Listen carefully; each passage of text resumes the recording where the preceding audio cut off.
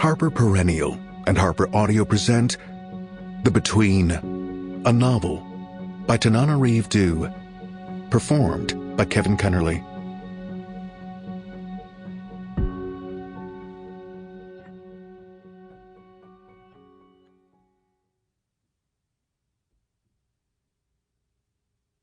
I felt a funeral in my brain, and mourners to and fro kept treading, till it seemed that sense was breaking through.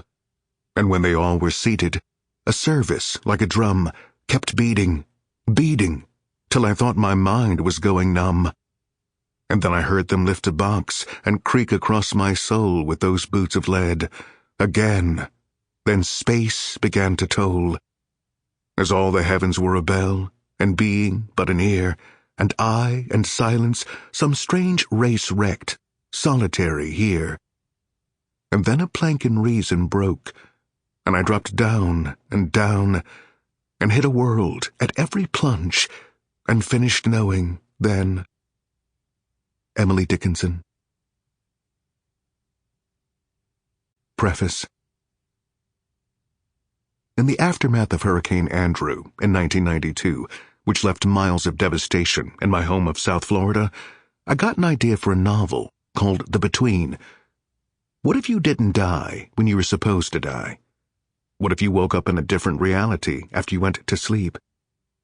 When I started writing The Between, I'd never published even a short story, although I'd sold one to a magazine that promptly went out of business before the story published. I'd started writing novels, but I never finished one as an adult, fresh out of writing classes at Northwestern University and with an M.A. in English literature from the University of Leeds in England. I was working as a reporter for the Miami Herald, where I'd served as an intern on and off since I was 15. But my deepest dream was to be a novelist, which I'd confessed to a coworker during a summer internship. He got a wistful look and said, "I used to want to be a writer."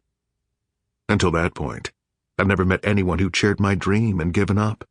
After that chilling glimpse at the dream abandoned, I worked on short stories and unfinished novels while I worked as a journalist. I submitted.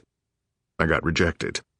I remember my high school English teacher, Mrs. Estiver, told me, "In order to be a writer, you must wallpaper your wall with rejection slips."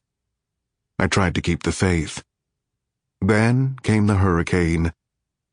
Even without that terrifying sense of the world turned upside down, with severe damage to the homes of my parents, grandmother, and aunt, and high winds that had transformed the neighborhood I'd grown up in into what looked like a war zone, I had to struggle to find my true voice as an author. Although I loved horror, I wasn't writing horror then.